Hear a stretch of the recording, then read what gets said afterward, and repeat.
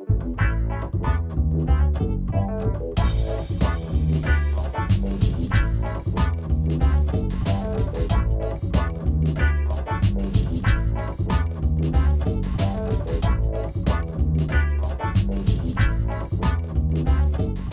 again, everyone, and welcome to Series 3 of the Smooth Thrills Radio Hour, our deep dive into selected movies of special significance, what they meant to us then, and what they mean to us now.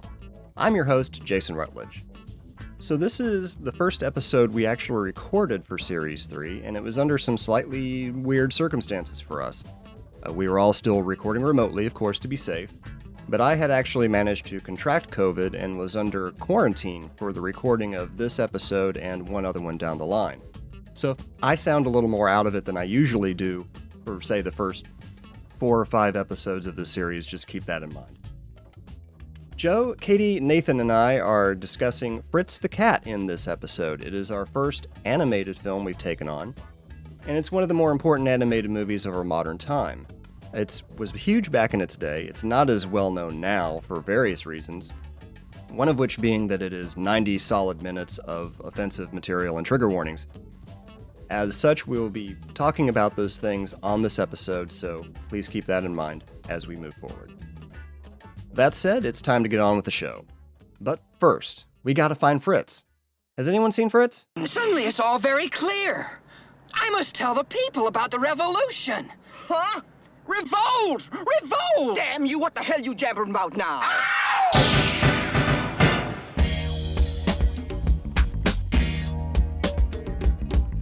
These highly complicated wires and shit going on over here. I thought you were wearing a referee shirt, Jason.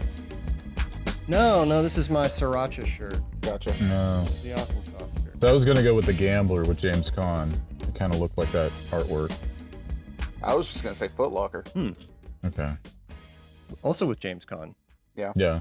So anyway, 1934, at the age of 33, Walt Disney began production on his company's first ever feature-length animated movie, a project that everybody in the company, including his brother, was certain was going to fail.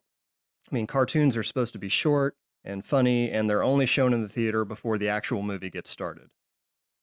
After 3 years in production, Disney released Snow White and the Seven Dwarfs, and its success changed everybody's ideas about what could be done with an animated movie, and also, for better or worse, started the Disney company's decades-long march of dominance in the animated movie genre. Then in 1968, at the age of 30, Ralph Bakshi left the animated division of Paramount Pictures to create Bakshi Studios so he could get out from corporate control and make his own stuff. In 1972, the company released its first ever animated feature film, which, like Snow White, so many decades before, would change the genre, proving that animation didn't have to be silly kid stuff to be enormously successful. That movie was Fritz the Cat. It's the movie we're talking about today. Welcome back, everybody, to the Smooth Thrills Radio Hour, coming to you from Old East Dallas. And this is a weird one. I mean, I was familiar with the movie. I think, Nathan, you were familiar with it. Katie, I think you told me you had never seen this before. I hadn't seen it, but I was familiar with the title. And Joe, you told me that you had kind of avoided seeing it because of the way Robert Crumb reacted to it or his opinions of it. Now, I've heard Bakshi's side of the story, but what was Crumb's deal as far as you know?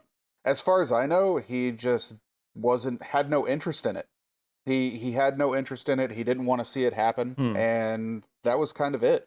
And I know Bakshi had said, like, Crumb wanted full credit on the film or something like that. I don't know, but that seemed kind of... Yeah, Bakshi was like, he seemed to think the Crumb's problem was that he didn't have full control over the project, which was absurd. He was never going to get that. He didn't have a problem taking the money, but he did resist signing on to it. I think his wife signed up for it for him or something like that. Because she had control over him, I guess. The story over how this whole movie came together is very loose, depending on who you ask. It's like nobody really, you can't even get a budget nailed down for what this thing cost to make.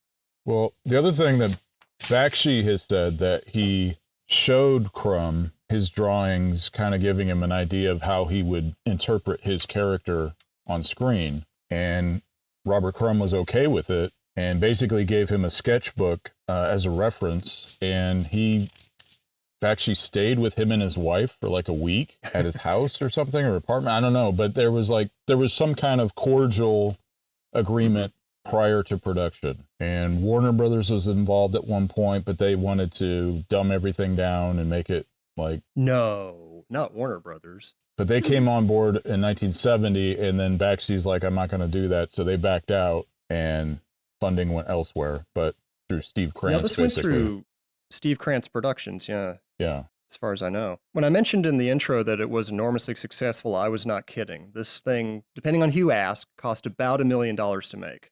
It made $25 million in the US, $90 million worldwide, and of which I think Bakshi and Crumb each got 5% of the $25 million domestic, so they didn't do too bad on this, which is why I suggested Crumb may not have had as much of a problem after it came out as he did before, but it's hard to say. Well, he certainly isn't worried about, sounding like he's bitter about it.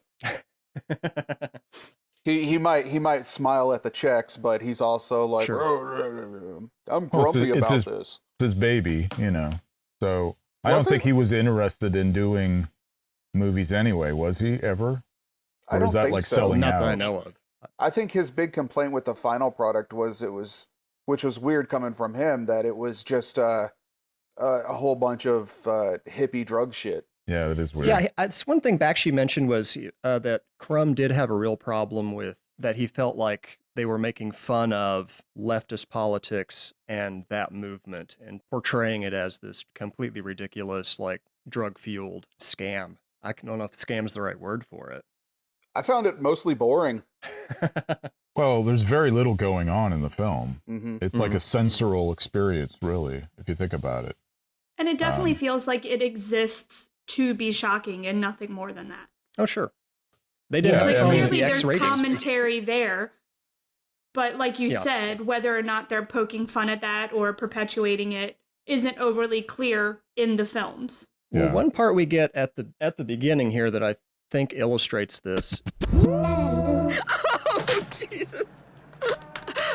How awful. My soul is tormented. Gee. Oh, no. I've been up and down the four corners of this big old world. I've seen it all. I've done it all. Gee. Oh, wow. I've fought many a good man, and I've laid many a good woman. I've had riches and fame and adventure.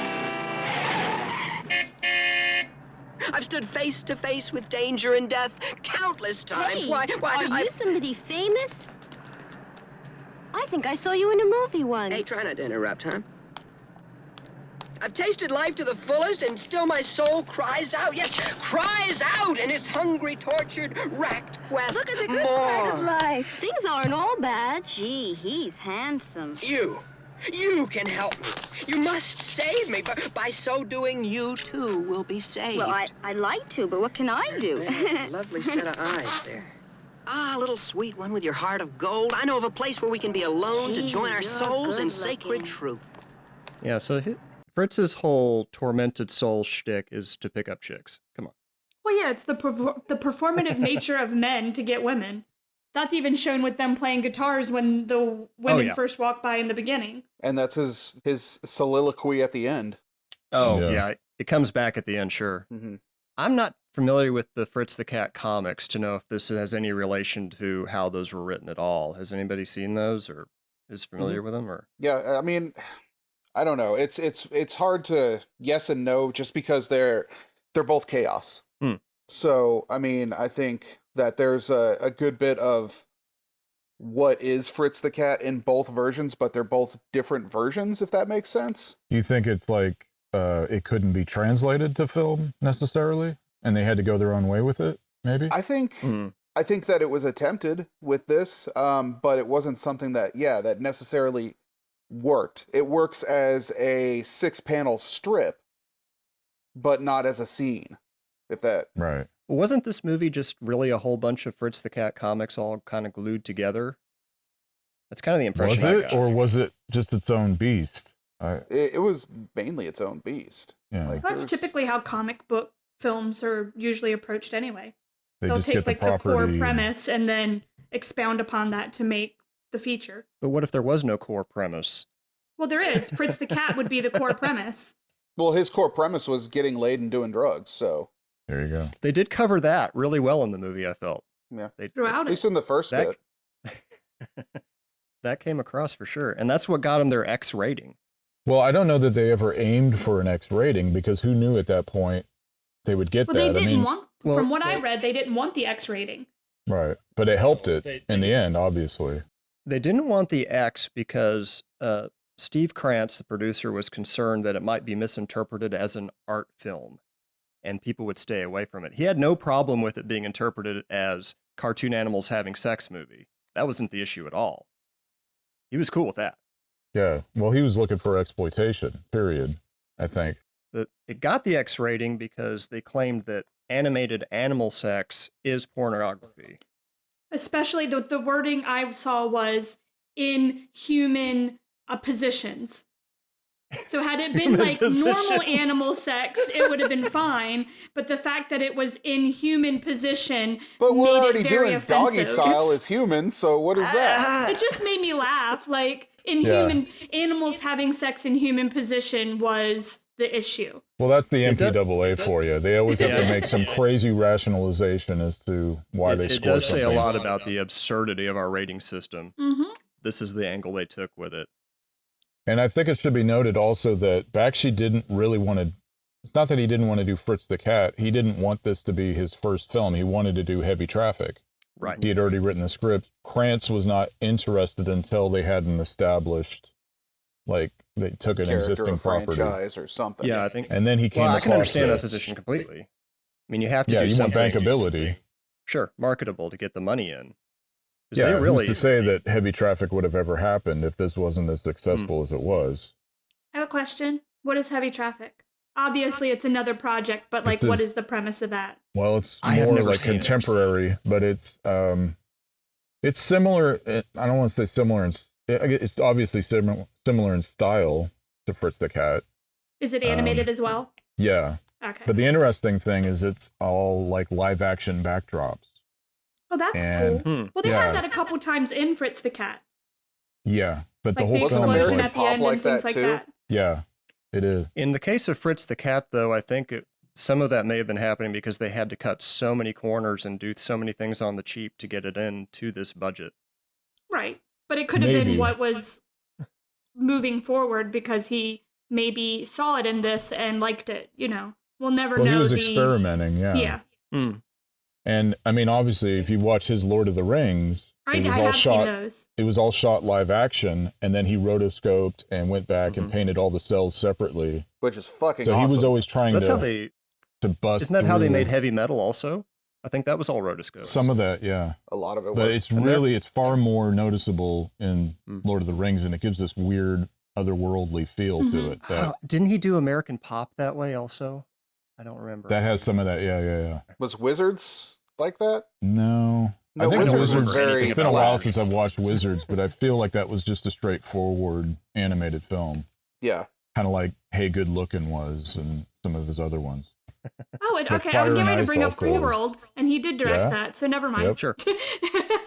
Ralph Bakshi has somehow managed to get job after job after job, even though he is really wanting to push the envelope on everything he's worked on. I mean, even the New Adventures of Mighty Mouse, he couldn't help himself. Yeah, I don't That think was the good, controversy about the whole flower power thing was warranted. I thought it was blown up more than it ever should have been, but I do not Do we have have a a clip of clip? that, no. Mm-mm. I haven't seen any of that, so The I have thing no with idea. his stuff that I've noticed, though, is none of it's ever really hated or super lauded for, but it's liked enough that it makes sense that he continued to Yeah. make things. They always seem to be Yeah. like, oh, that was good. The end. Like, Well, he was a trendsetter too. So whether you like the film or not, he was busting down boundaries in terms of I always animation. thought of him, and I think he may have intentionally tried to position himself as sort of this shadow Disney. He did not like Disney at all. No, I don't blame him. no, but even that's the funny thing is like we're talking 40 years ago, 50 Sure. years ago. Well, it just makes you wonder if that weird underlying money hungry was then as well. You know what I mean? Like, it makes you wonder if some of the people, the things that people take issue with Disney today were also going on back then. Not really though, Okay. because they were like a fledgling studio throughout the 70s. Disney was and a their very live action different company films then. were far more successful. Yeah, racism was way more accepted. Dumbo. Yeah. But Disney was they had the TV show, and they were putting out maybe 4 movies a year at the most. And that's it. That's all Disney was doing. They had the 2 theme parks. Walt Disney had died. I think he was 56 years old. No, he wasn't 56. Something like that. He died in the middle of masterminding Epcot Center sometime in the mid-60s, I think. Well, Epcot by the way, if you didn't ever get unveil a chance till to like 82, though. Is that accurate? If you ever get a chance to watch the documentary Defunct Land did on Disney's original vision for Epcot, it is thrilling and absolutely horrifying at the same time. Strongly recommend watching it because the guy was losing his mind at the time. Bakshi's problem with Disney, as far as I can tell, is he felt they weren't being socially responsible for some reason. That I think the quote was, "How can people draw butterflies all day when we're dropping bombs on people?" But what was he expecting? I mean, Disney, for all of their flaws, really builds and protects their brand. You know what you're getting in a Disney movie. You're not going to take the kids to see the Aristocats and they're going to suddenly bust into a song about the My Lai massacre. The Cat from Outer Space is not going to give a whole speech about the horrible things he saw in Cambodia under the Khmer Rouge. It's just, that's not what Disney does. But didn't Disney do propaganda stuff? I don't know. If they did, it was World War II. There's a lot of rumors about Walt Disney. I mean... Well, and the thing is it's hard to know what is fact and what isn't. Right. Because people... Zippity-doo-dah, zippity-day. But, my, I mean... oh my. Yeah. Does that movie exist anymore, Joe? What's that? I don't think that movie exists. It's on Laserdisc, Nathan.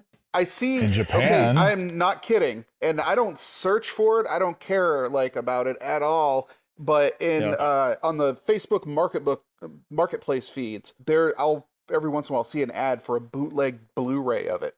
Oh, yeah. Wow. They've been bootlegging that for 30 years. I'm like, well, can we get the Day the Clown Cried? I try to tell people now about Song of the South and they don't believe me. It's like, just read the summary of the plot. Mm-hmm. Small child walks away from his house without telling his parents where he's going, goes off into the woods, and agrees to go home with the first old stranger he meets. Good job, Disney. Off to a great start. And that's not even getting into all the other problems with it. No, but still, the point is, I don't know how Bakshi would expect Disney to do anything adult-oriented. They didn't even get into PG movies until, The Black Hole, 1979 or something? What about, Jodie Foster's films, like Freaky Friday? Was that PG or was that G? I mean, I don't know. Some of the live-action stuff might be PG. I don't know. I don't remember.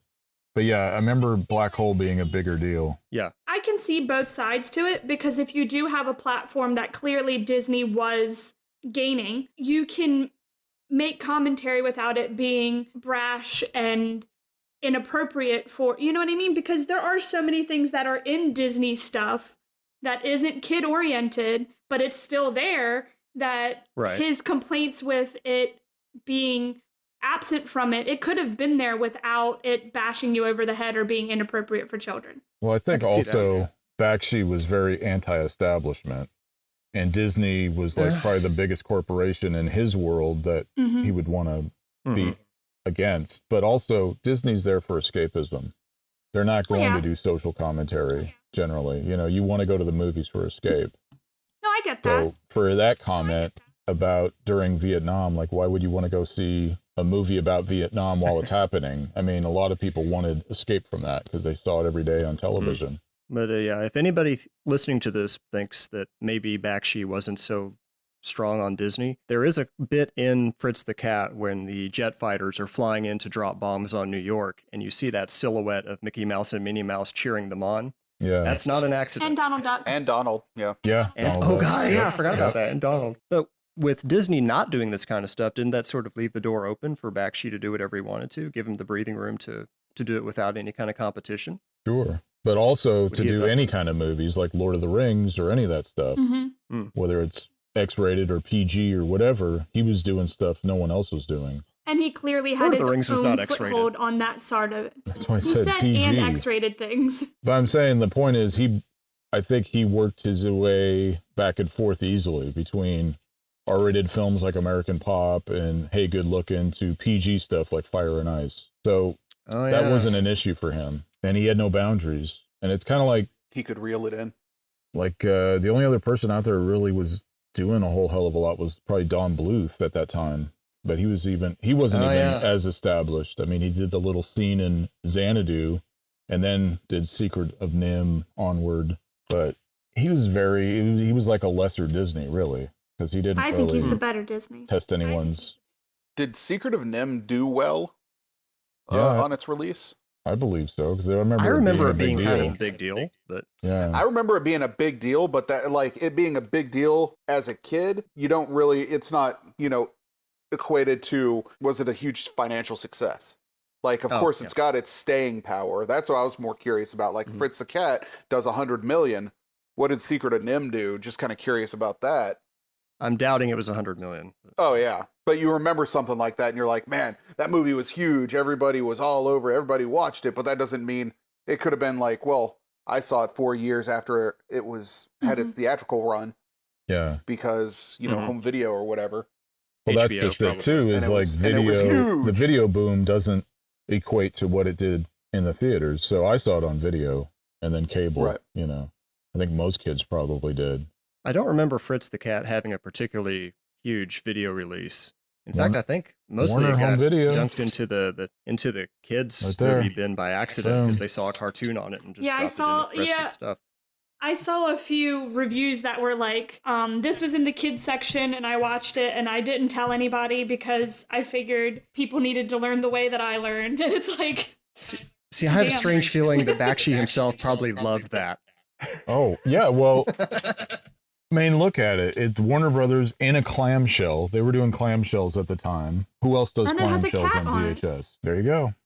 And Warner Brothers was doing other cartoons like that too, like episodes were in the clamshell like that in that. Yeah. Oh yeah. Way. That's true. So it could have easily been. Well, let's get this and that. Yeah, they could get the Bugs Bunny Roadrunner Wait, no, movie. Johnny, put Coonskin back. We don't need to watch Coonskin this weekend. Warner Brothers didn't put that one out. I think Academy Entertainment put that one out under Street Fight. So. Better title. Yeah. Just complete halt. Like... It happens. It happens. Shut us down. Could you imagine? That's the front page of the script. Well, it's got Scatman Crothers, so if you love Hong Kong Phooey... I do. Is that what they're putting on the box? If you loved Hong Kong Phooey. That's what I would put on the box. If you love Hanna-Barbera, you'll love Coonskin. Yeah. From the creator of Coonskin comes Lord of the Rings. Yeah. Well, that's a really... But it's such a contrast, though. I just feel like we should even be saying the stupid title of this movie. Like... Street Fight. Street Fight. Street Fight. What? When did the title of it get changed? No. That's a different movie. That's totally different. I was like... It's Melissa Leo. Sister Street Fight? Oh, I love this review for that film. The first words of this review are, sure, this flick is very racist in content, but it's very entertaining if you give it a chance. Wow. Yeah. Well, that is something about Fritz the Cat, is there is something in there to offend absolutely anybody who watches this. Yeah. Well, it's saying about anything these days. It's interesting to me that this creative has such a backlog of content broaching the topics that he broaches, and he's a white man. I definitely felt that about? Watching Fritz the Cat. Talking about Crumb? Whatever his name is. No, Bakshi. Ralph Bakshi. Have you read any Crumb? Yeah. No. It's nothing compared to Crumb. Now I'm kind of glad I haven't. Yeah. I'm not as familiar with Crumb stuff as I should be. Advertisements for cans of old Hearts. Didn't Crumb's stuff get increasingly weirder and more violent the more he went on? I don't know. I remember hearing that somewhere. I mean, just mainly in his in the Heights Street drug days. There was always the weird stuff there, and then like if he got angry with a certain thing, like with Fritz the Cat, he killed Fritz the Cat in the comic. Yeah, in hopes because to he was not pissed perpetuate off. sequels for the film. And then they come out with the 9 lives of Fritz the Cat, which I which is dig pretty the fucking sequel. Hilarious. I think it's got a much better storyline, and it's not Ralph Bakshi. He didn't want to do it, but Steve Krantz wanted to do it, and he hooked up with is it Robert Taylor, who had worked with Bakshi at Terry Toons, and they worked on The Mighty Heroes together, which is a great series if you ever watch that. Oh, so that yeah. was smart. He knew who to go for, and it's a fun movie, and it's got a great soundtrack, and it's much easier to watch, I think. Does it have less weird animal nudity, though? I think it's less sexually focused, for sure. Like, it's about his escapades. That wouldn't be hard to do. Like, Yeah, not at at one all. point, he's like, Fritz has joined the Nazi regime, but the only reason why is he wants to get laid. And he's like, fuck this shit. I don't even care about the cause. And it's Well, that kind stupid, of ridiculous happens episodes in the throughout. first one. The Nazi regime? Well, Well, you get a Hitler cat in 9 Lives. So that's pretty funny on its own. And he's only got one ball. Oh, So well, yeah, because you There's that. definitely. I saw all sorts of animal genitalia that I was not expecting this morning. Well, that's your fault. yeah, but isn't it weird that Fritz doesn't showcase his? You were until asking much for later? it, Katie. What was that, Nathan? Told you Jason Like was going to blow his Fritz, head like off by through the the end of whole the first episode. half of the movie, you don't see anything on him, and he's I know, banging and all then this it was pussy. very surprising when you did, because it was in the What are you sense talking of about? Like making fun of him for being The small. very opening is the animal getting up and pissing off the side of the building. Yeah, but We're not talking about Fritz. It's not specifically Fritz the doing it. Oh, Cat's okay, yeah. penis. the thing that A kind phrase of I never appears thought and I'd say. disappears. And That'll be a good bite for, a preview or something. Well, what's cool about Fritz the Cat is it kind of inspired all these X-rated animated comedies during the 70s, like Down and Dirty Duck that Roger Corman produced. Kind of fun with Flo and Eddie. Do you not know that one?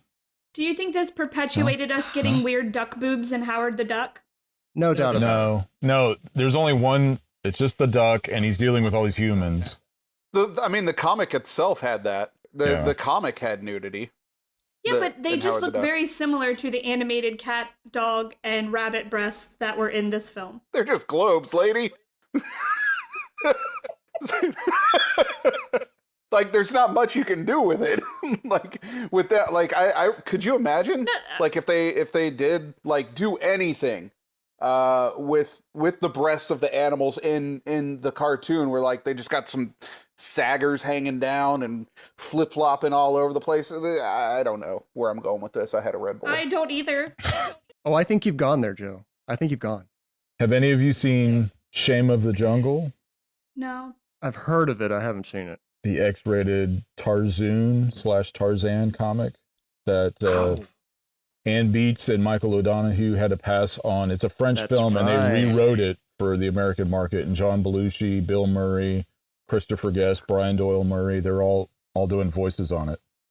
It was all the National Lampoon guys got involved in it. Pretty didn't they? much, but it was post SNL, so it was like 78 when they did it. But also, it's got Johnny Weissmuller Jr. as the voice of Tarzan, so that's kind of cool. Oh shit! Yeah, it's also called. Making his dad proud. It has the best title in the UK, Jungle Burger. That's a great Jungle title. Burger. Come on. Sounds like the sequel to. Yeah. Never mind. I forgot the title I was going to go with. You were thinking of Good Burger. Yes, thank you. That's exactly what I was Street thinking Fighter's of, already Jason. taken. I don't know how to segue into this clip now. What is it about? I can help. You can see it. Is it about the cops? I see cops back there. Yeah, this is the Those bit where pigs. Fritz, in his delusion of thinking he knows what he's talking about, accidentally starts a riot. Did you notice the names of the pigs? Yeah, it's after the director and Robert Rum. and Ralph? Oh, Yeah. Segway! Oh shit! nice. Yeah, I think more so than the animal pornography, this is the kind of stuff Crumb may have been having a problem with. The political angles that were being taken or way it was being presented. Fritz starts some shit. Revolt! Revolt! Revolt, you thick-skulled idiots! You have carried heavy burdens for the bosses. You have sweat your lives away for the bosses. The bosses, they ride around in limousines. Get the fuck off my car! Bosses, they're eating strawberries and cream. That funny cat's a real boss. All right, what's going on here? Break it up! Cool it, officer. He's just blowing hot air. No one's paying no mind. Come to Revolution, there gonna be no more limousines. Come to Revolution, there gonna be no more strawberries and cream, see?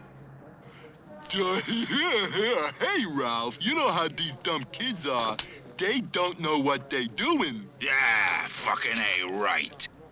There he is! He's the one who keeps the bosses in power! He's the one who's holding you down! Who, me? You. No, not me, you. No, you. Not me, you. You. Me? Not me. Yeah, you. You. Fuck you. You first. The spiked Buddha capitalism! The iron thumb on the heads of the proletariat!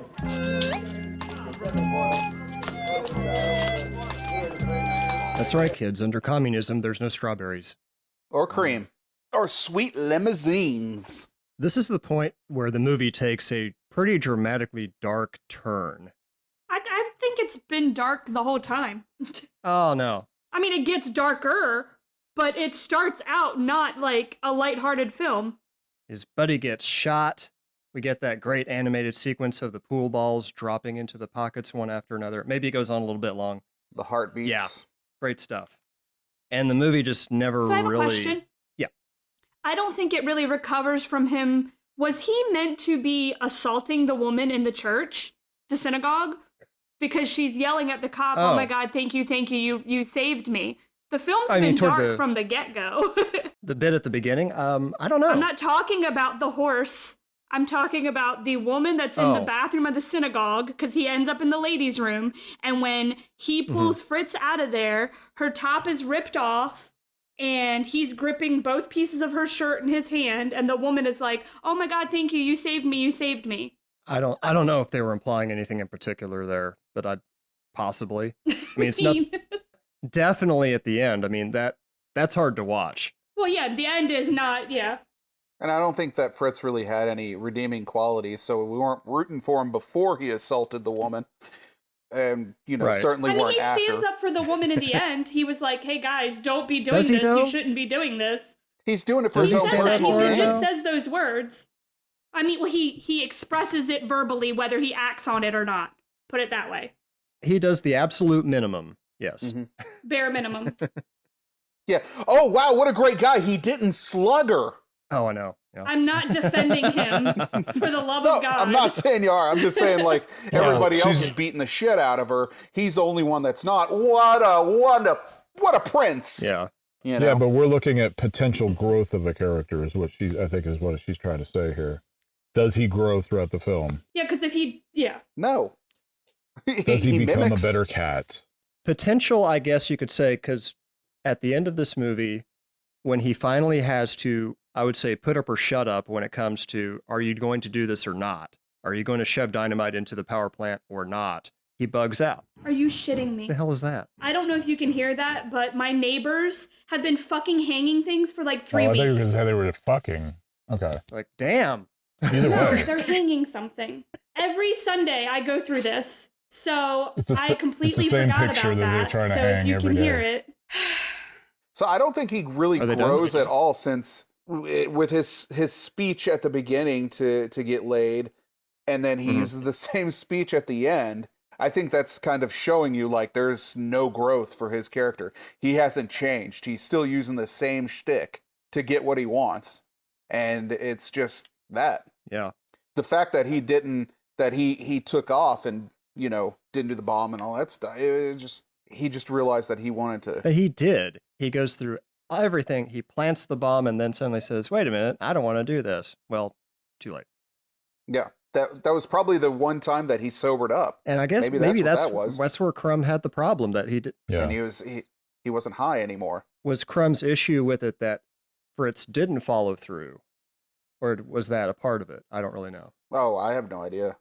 I don't think that he had an objection to certain things in the story. He just didn't give a shit about it being made. You know what I mean? Like, as a whole, he didn't appreciate it, probably. Well, it definitely isn't succinct in what it's trying to say.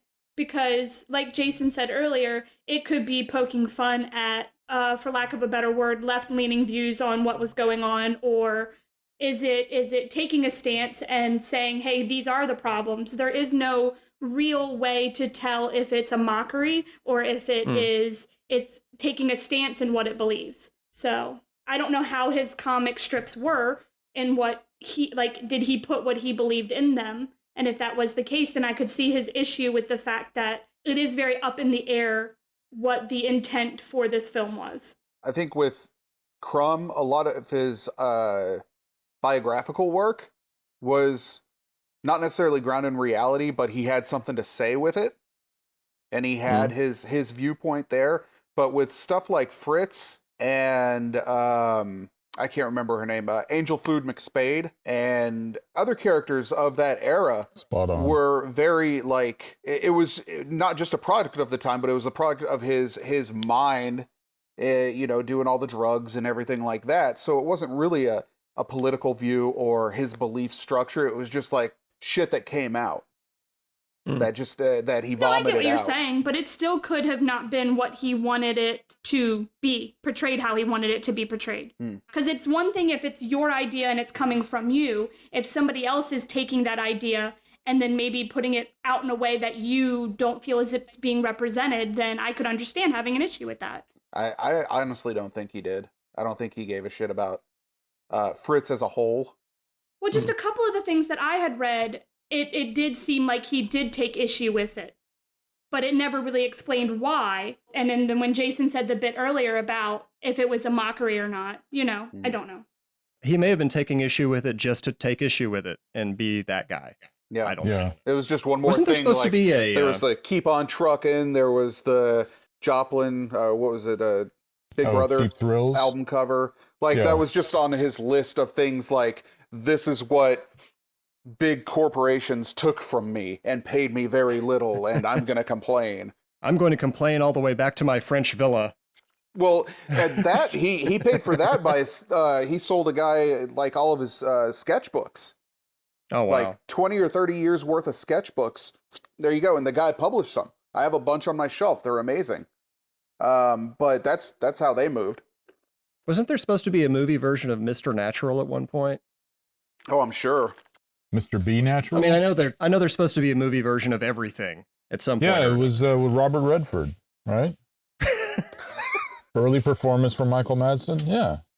Nailed it. That's the one. They were developing it as a TV show, but then they kind of took it in another direction and it became Nash Bridges. Oh, okay. Wow. That's quite the leap. But it worked for, the format. It was a quantum leap, really. Well, that's Scott Bakula, though. He never played Dracula. Scott Dracula. That would have been good. Come on, you'd have paid blood to see that. Bakula as Dracula. On stage. Edward Gorey production of Dracula, starring Scott Bakula. Side by side, it's Bakula and Blackula. We need Scott Bakula as a guest programmer on TCM, where he presents Blackula and Dracula. Okay. So, and then he'll like that. He'll lose it, and then it'll be like the tagline will be Bakula loses his cool. No, blows his cool. That could work like that Barnaby Jones Barnabas Jones team up that I thought about with Barnaby Jones and the Dark Shadows. That was it. I think Barnaby and Barnabas. Jonathan Frid would have been down for that. I think, yeah, for sure. So, Fritz the Cat. Yeah. How about that? I feel like my life is now going to be in two distinct parts. Life before I saw Fritz the Cat, and now life post seeing Fritz the Cat.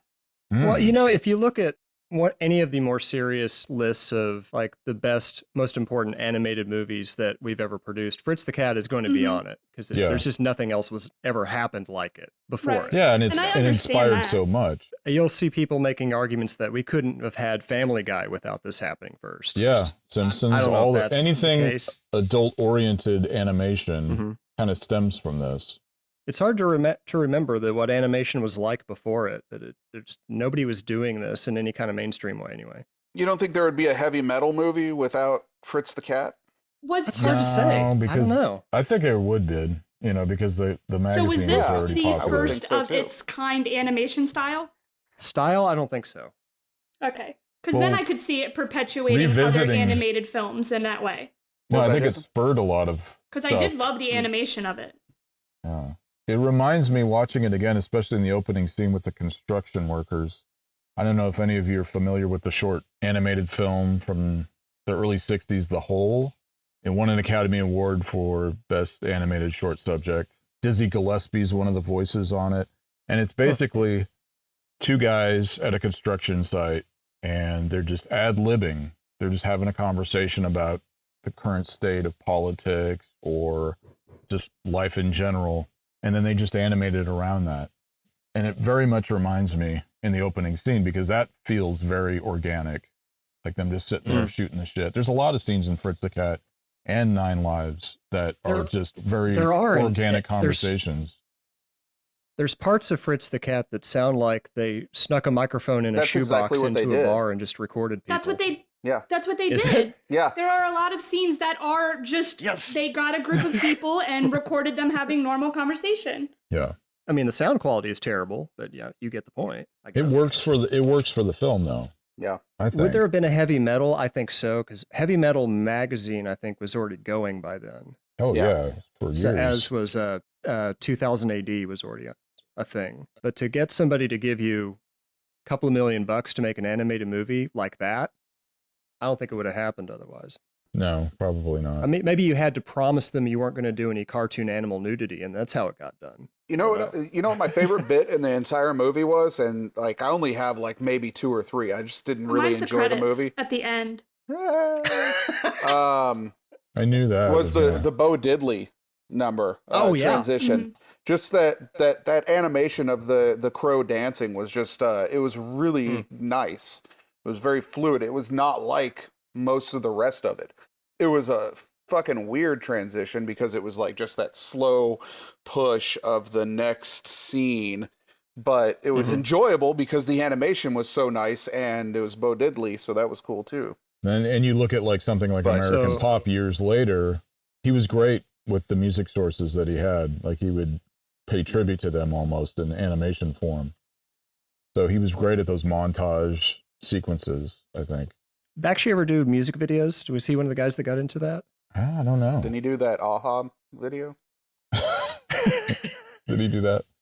I don't know. They were going to take him on, but they didn't want to pay his rates. Damn it.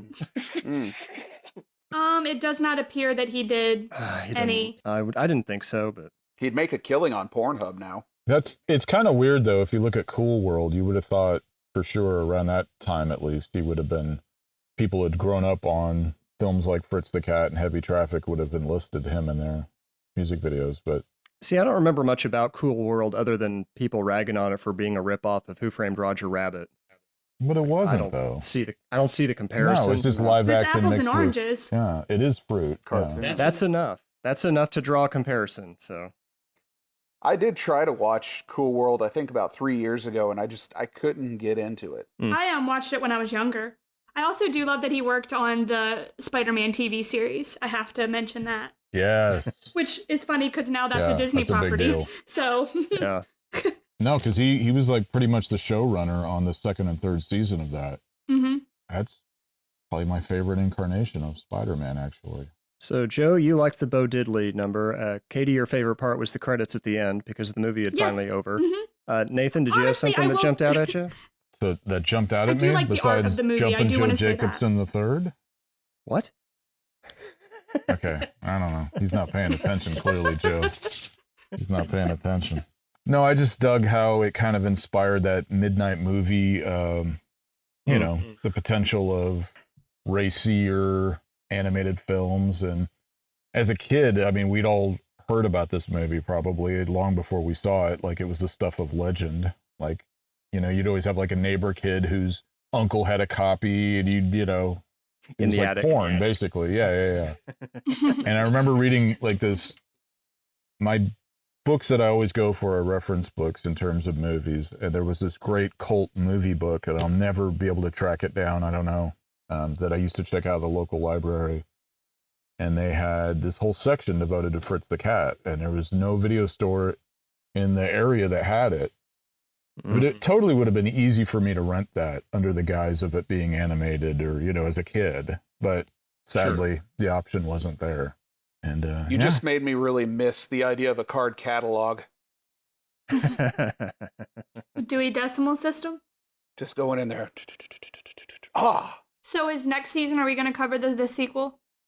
No. No, I don't think so. He's like, no, thank you. No, I don't think the sequel was nearly as important to the genre as this one. No, it was. But it was just apparently a better movie.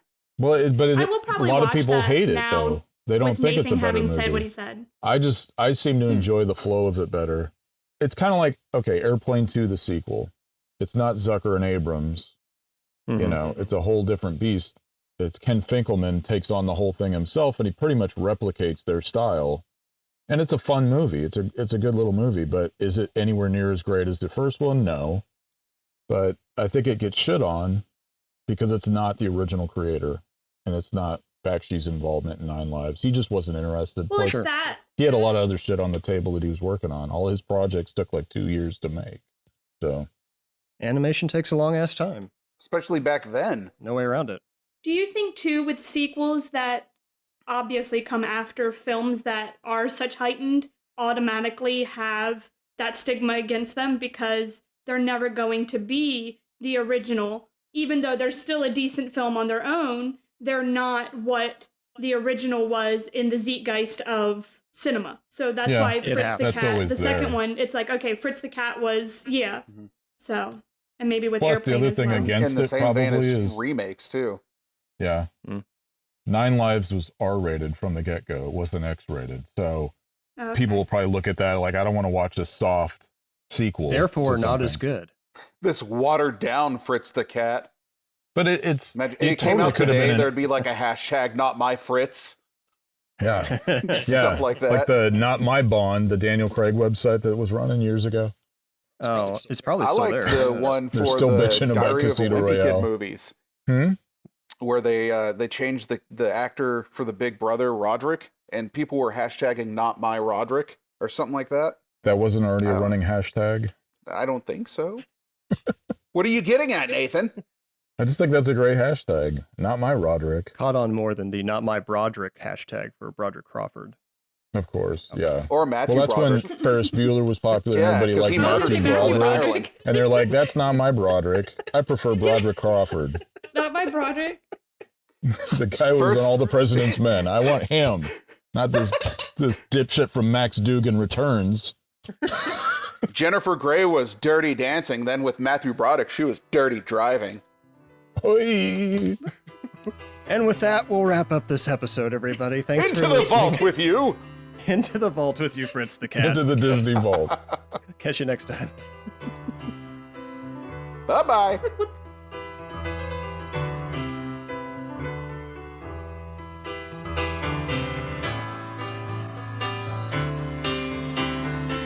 That's it. The show is over. Thank you for listening. The Smooth Thrills Radio Hour is a production of Ghostcraft and is recorded live in Dallas, Texas.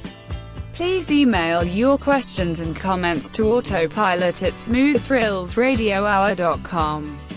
Enjoy the rest of your day.